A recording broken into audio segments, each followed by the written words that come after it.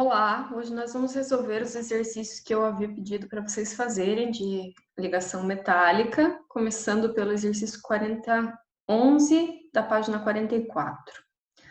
Então, a técnica de exploração de minérios, dedicada principalmente à extração de pedras preciosas, como o ouro, é conhecida como garimpo. No processo de garimpagem, o mercúrio é utilizado na sua forma líquida para atrair o ouro diluído, formando uma liga conhecida por amálgama. Então, que tipo de ligação ocorre entre o ouro e o mercúrio? Então, se vocês pegarem a tabela periódica, vocês vão ver que o ouro, AU, está na família 11 ou 1B, e o mercúrio, que é o Hg, está na família 12 ou 2B. Então, são dois metais. Ouro e mercúrio são metais. Portanto, a ligação entre os dois é a ligação metálica, né? Lembram que a gente tinha visto que ligação entre dois metais é a ligação metálica, a ligação entre metal e não metal é a ligação iônica, e a ligação entre não metais é a ligação covalente. Então, entre dois metais, ligação metálica. Letra B. Como é feita a separação da amálgama para a obtenção do ouro puro? Esse processo pode trazer algum tipo de problema à saúde do garimpeiro? Então, juntou dois metais, mercúrio e ouro. Como é que faz para separar os dois? Para isso, tem que vaporizar o mercúrio, porque o ponto de ebulição do ouro é 2.700 graus Celsius, do mercúrio é 357 graus Celsius. Então, se você começar a aquecer e chegar nesse 357 graus Celsius, o mercúrio vai vaporizar, ou seja, vai evaporar, e o ouro vai estar bem longe do ponto de ebulição, então ele não vai. Então, portanto, é só aquecer essa mistura entre ouro e mercúrio que o mercúrio vai evaporar muito antes do ouro. Mas qual o problema? O mercúrio é um metal pesado tóxico e essa evaporação ela deveria ser feita com equipamentos de proteção, com máscara, com capela. Capela é um equipamento de laboratório que ela puxa os vapores, então é como se fosse um sugador de vapores. Então, essa evaporação, o vapor espalha por tudo que é lugar. Se estivesse dentro de uma capela, sugava para um ambiente que era enviado para a atmosfera, só que muito mais alto, porque tem uma chaminé em cima da capela que envia o vapor muito mais para cima. Então, ele não vai ficar ali no contato com o garimpeiro ou com a população em geral, né? Então, deveria ser feita com equipamentos de proteção essa evaporação. Mas como geralmente os garimpeiros não fazem o processo dessa forma, esse metal ele acaba sendo inalado e em pequena quantidade já é prejudicial, mas é tolerável. Mas a exposição a esse vapor por períodos prolongados pode causar envenenamento e, em raros casos mais graves, o aparecimento até de sintomas neurológicos. Então, como isso é um processo muito contínuo na vida do garimpeiro, tá aí o perigo. Página 45, exercício 12. A série de televisão norte-americana Game of Thrones é baseada na coleção de livros de George R.R. Martin, As Crônicas de Gelo e Fogo. Nesse seriado, frequentemente são feitas referências à utilização do aço valeriano, um tipo de aço especial utilizado para produzir armamentos de qualidade incomparável. No conto, as lâminas desse aço são mais leves, mais fortes e mais afiadas que as demais ligas forjadas. Explique a vantagem de utilizar ligas metálicas na produção de materiais ao invés do metal puro, como o ferro, por exemplo. Então, o aço, ele é uma liga de ferro. Ele leva ferro, dependendo do tipo de aço, leva outros materiais, além do ferro. Então, qual a vantagem de unir mais de um metal ao invés do ferro puro?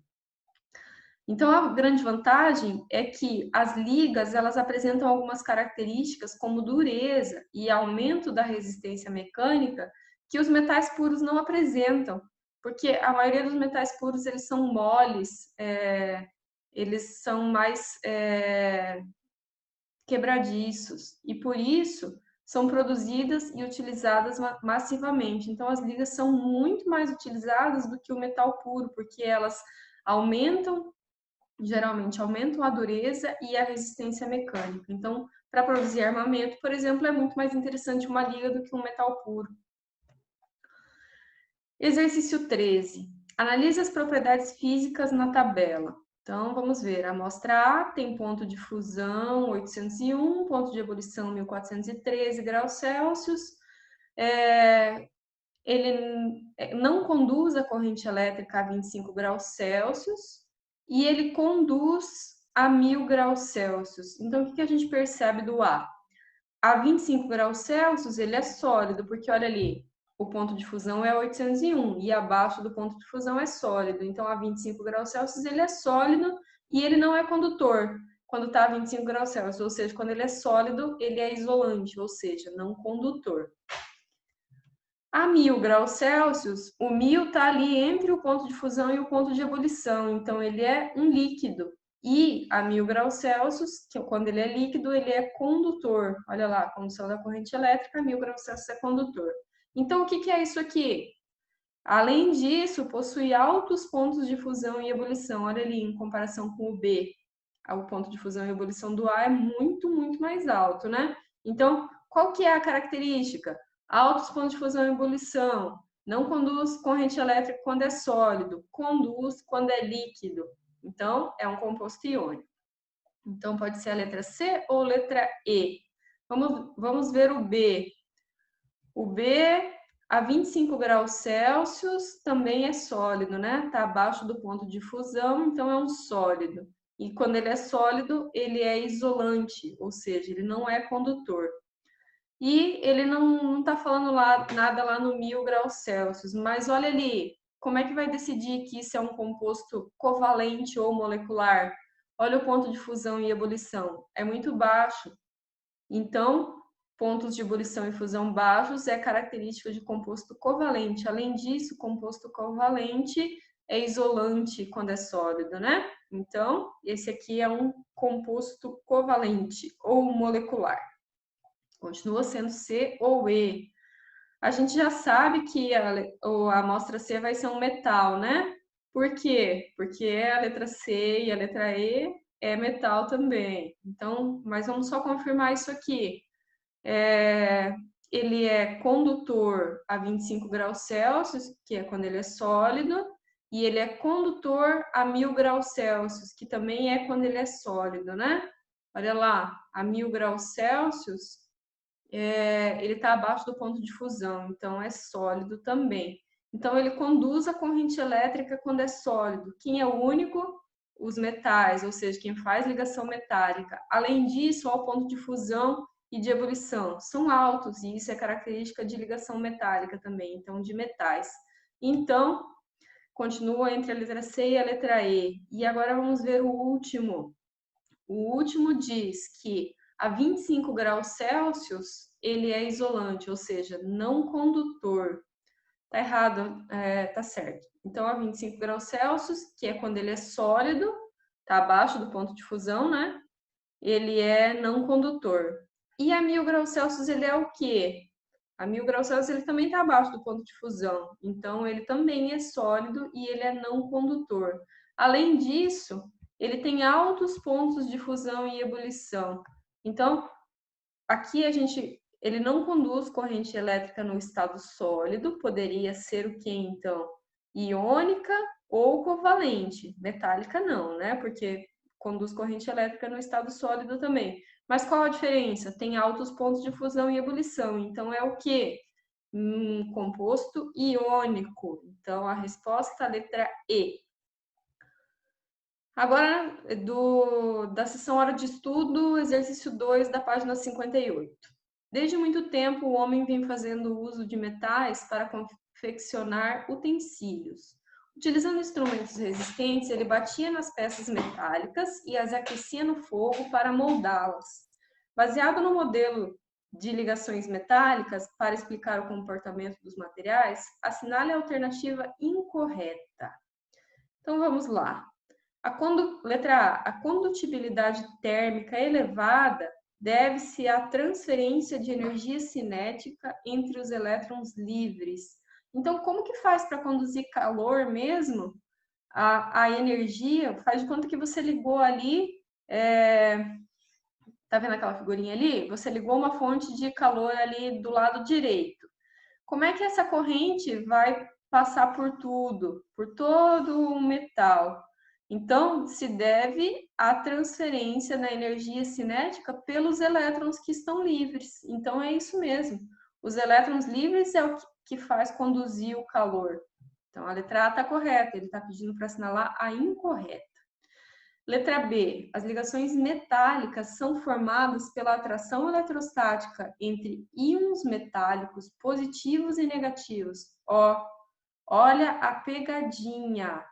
É formada pela atração eletrostática entre íons metálicos positivos, porque aquela bolinha laranja ali com símbolo de mais é um metal que perdeu um elétron, certo? Então, ele é um íon, é um ânion, é um cátion nesse caso, né?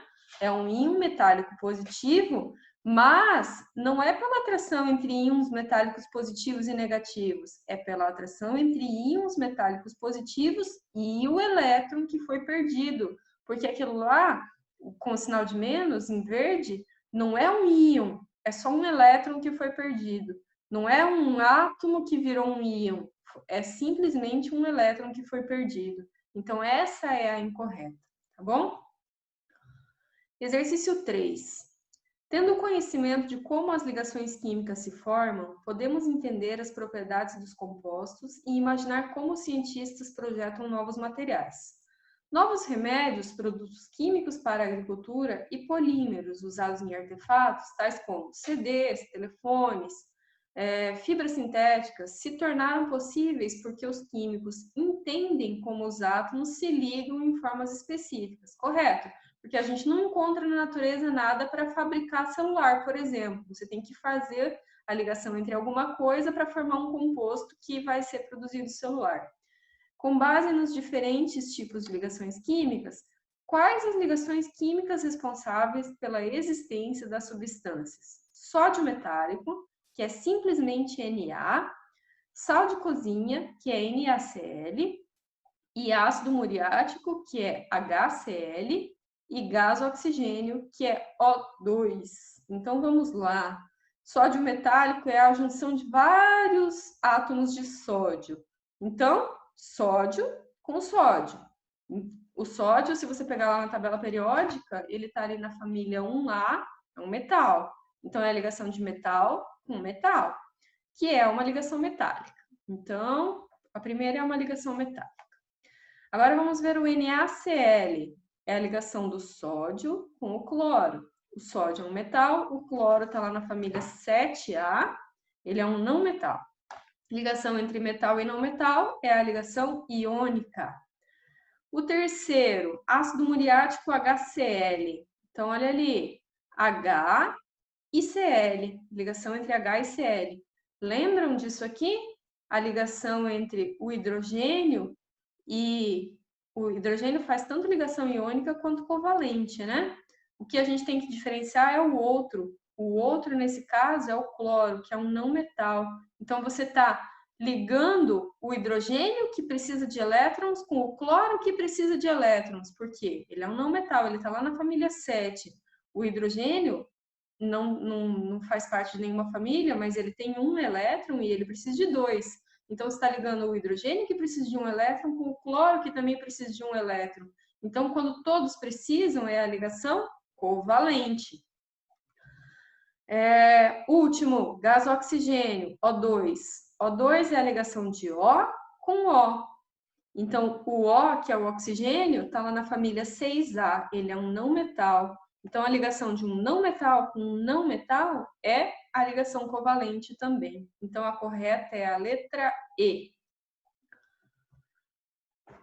Exercício 6. Gilson, estudando química geral, aprendeu que a posição de cada elemento na tabela periódica pode ser representada como um ponto, XY, num gráfico de coordenadas. X é o grupo, Y é o período. Na prova de química, o professor solicitou que se correlacionassem as coordenadas dos pares de elementos tabeladas a seguir com o provável tipo de ligação resultante de suas combinações. Então, o primeiro par é a ligação do 11,4 com o 14,5. Então, vamos primeiro ver quem é o 11,4. 11, sendo que X e Y, o primeiro é o grupo, depois é o período, né? Então, o grupo 11 e o período 4. Então, se vocês olharem lá na tabela periódica, vocês vão encontrar o cobre. Olhem lá, grupo 11 com o período 4. Então, vai ser o cobre. Tranquilo? Achem lá. Ele é um metal, já deixei marcado ali. Com o 14,5. 14, se vocês olharem lá na tabela periódica, com o período 5, vocês vão encontrar o estanho, que também é um metal, também está pintado em azul na tabela de vocês, né? Então, é a ligação de um metal com metal, cobre com estanho, que é a ligação metálica. Continuem procurando esses pares ali, 15,2 com 15,2. Se você for procurar isso lá na tabela periódica, o 15,2 você vai encontrar o nitrogênio. Então, se é 15,2 com 15,2, é nitrogênio com nitrogênio, que o nitrogênio é um não metal, então é não metal com não metal, que é ligação covalente. O terceiro par é 2,4, que quando você procurar você vai achar o cálcio, que é um metal, com 17,3, que é o cloro, que é um não metal. Então, a ligação de um metal com um não metal, ligação iônica. O quarto par, 14,2, procurem na tabela, vão achar o carbono, que é um não metal. E o 16,2, que quando procurarem na tabela, vão achar o oxigênio, que também é um não metal. Então, essa é uma ligação covalente de não metais, né? Carbono e oxigênio são dois não metais, então a ligação é covalente. Então, a resposta poderia ser, vamos ver, metálica covalente e iônica equivalente. Pode ser A ou C. E aí você tem que diferenciar sabendo se as covalentes são polares ou apolares. Isso aqui é um conteúdo que a gente ainda não viu, mas quando é polar, só para adiantar o conteúdo, quando os elementos são iguais, a ligação é apolar. E quando os elementos são diferentes, a ligação é polar. Então, no caso do segundo par ali, que é a ligação covalente, é nitrogênio com nitrogênio. Então, eles são iguais. Então, nesse caso, o segundo par é apolar.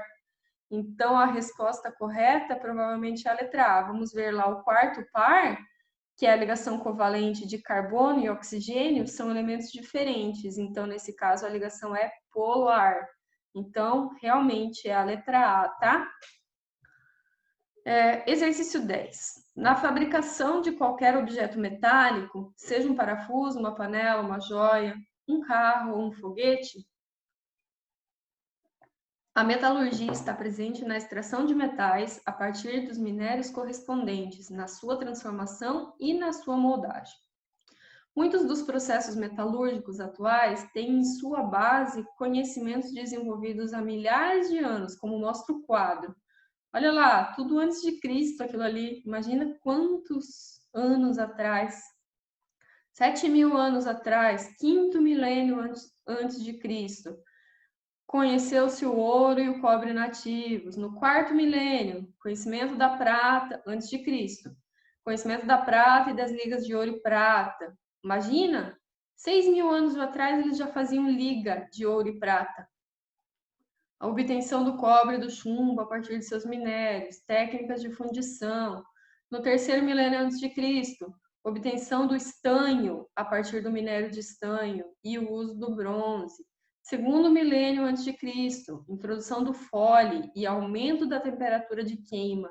Então, aqui eles conseguiram atingir temperaturas mais altas, conseguiram tornar líquidos alguns metais que eles não conseguiam, como, por exemplo, o ferro. Então, ali, ó, início do uso do ferro no segundo milênio.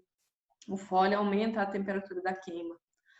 Primeiro milênio antes de Cristo, obtenção do mercúrio, que eles ainda não conheciam o metal líquido, né, que é o mercúrio, e dos amálgamas, cunhagem de moedas. Podemos observar que a extração e o uso de diferentes metais ocorreram a partir de diferentes épocas. Uma das razões para que a extração e o uso do ferro tenham ocorrido após a do cobre ou estanho é o quê? E aí eu peguei o ponto de fusão do ferro, do cobre e do estanho, e vocês vão ver que o do ferro é o maior de todos. Então, é por causa disso, letra B, a necessidade de temperaturas mais elevadas para a extração e moldagem do ferro. Porque como que eles conseguem fazer uma liga? Eles têm que tornar os metais líquidos. Então, para tornar o ferro líquido, você tem que atingir a temperatura de 1538 graus Celsius. E até que eles não tinham introduzido o Fole, eles não conseguiam fazer isso. Então, eles ainda não tinham conseguido atingir aquela temperatura lá. Então, eles ainda não conseguiam fazer ligas de ferro, tá bom? Então, é isso aí. Exercício 11. Observe os dados do quadro. Então, vários dados, vamos ver as afirmativas. Primeira, a substância A é um sólido iônico. Vamos ver. Conduz no estado sólido? Não. Também não conduz no estado líquido. Então, não é iônico, né? É covalente. Letra B, a substância B é um sólido covalente. Vamos ver. Não é também, né? Porque conduz no estado líquido e os covalentes não conduzem no estado líquido. Letra C, a substância C é um sólido molecular, ou seja, a mesma coisa que covalente, né? Não conduz no estado sólido, não conduz no estado líquido, então por enquanto é covalente. E olha o ponto de fusão e de ebulição, é baixo, então sim, é um sólido covalente ou molecular. Então essa aqui está correta. E a letra D, a substância D é um metal. Olha ali, conduz no estado sólido, conduz no estado líquido, então é um metal. Tem altos pontos de fusão e ebulição, então essa está correta. Beleza? Exercício 14. Com base nos elementos da tabela periódica e seus compostos, considere as seguintes afirmativas. Primeiro, elementos que apresentam baixos valores da primeira energia de ionização, mas altos valores de afinidade eletrônica, são considerados bastante eletronegativos. Ah, tá errado, né? Elementos que apresentam baixos valores de energia, primeira energia de ionização, são aqueles mais para o lado esquerdo, né? Então, eles não são considerados bastante eletronegativos. Primeira coisa, não tem como você ter baixo valor de primeira energia de ionização e alto valor de afinidade eletrônica. Isso não existe. Então, essa aqui está errada já de princípio. 2. Os compostos gerados por elementos de baixa eletronegatividade, alta eletronegatividade são aqueles mais para o lado direito, né? Então, baixa eletronegatividade mais para o lado esquerdo. E a 2 diz assim, os compostos gerados por elementos de baixa eletronegatividade possuem caráter metálico. Certo, né? Os metais são os que apresentam baixa eletronegatividade. Quando você une um metal com um metal, é uma ligação metálica. Então, essa aqui está correta, possuem caráter metálico. 3. Os compostos gerados por elementos de alta eletronegatividade possuem caráter covalente. Quem tem alta eletronegatividade? Os não metais. Então, são aqueles mais para o lado direito, né? Então, são os não metais. Quando você liga um não metal com um não metal, ligação covalente. Então, essa aqui também está certa. 4. Os elementos representativos que possuem valores mais altos da primeira energia de ionização. Vocês lembram o que é energia de ionização? É a energia para retirar um elétron daquele composto. Então, quem tem maior energia de ionização? Aqueles que é muito difícil de tirar um elétron. Quem que é muito difícil de tirar um elétron? Todos os que estão para o lado direito. Principalmente os gases nobres, que eles estão estáveis, eles não vão nunca querer perder um elétron, né? Então, eles são os que possuem mais alta primeira energia de ionização, são os gases nobres. E aí ele diz assim, os elementos representativos que possuem valores mais altos da primeira energia de ionização, quem são os que possuem valores mais altos da primeira energia de ionização? Os gases nobres. São os mais eletronegativos? Não, porque a eletronegatividade é a tendência de atrair elétrons. E os gases nobres não atraem elétrons, eles nem entram na eletronegatividade, né? Eles estão ali, os mais eletronegativos são os da família 17 ou 7A. Então, essa está errada, porque o mais alta primeira energia de ionização são os gases nobres, mas eles não são os mais eletronegativos. Então, essa está errada, apesar do gabarito dizer que ela está certa, tá bom? Eu acho que ela foi mal escrita, na verdade, porque é claro que os mais eletronegativos também possuem alta primeira energia de ionização, porque os mais eletronegativos são os da família 7A, o 17. Eles têm alta energia de ionização também, porque eles são quase os mais altos. Mas ali está falando que os mais altos, que são os gases nobres, são os mais eletronegativos. E isso não está correto. Então, as corretas são a 2 e a 3, que é a letra D. Tranquilo? Então, por hoje é isso. Se ficaram com alguma dúvida, podem me perguntar.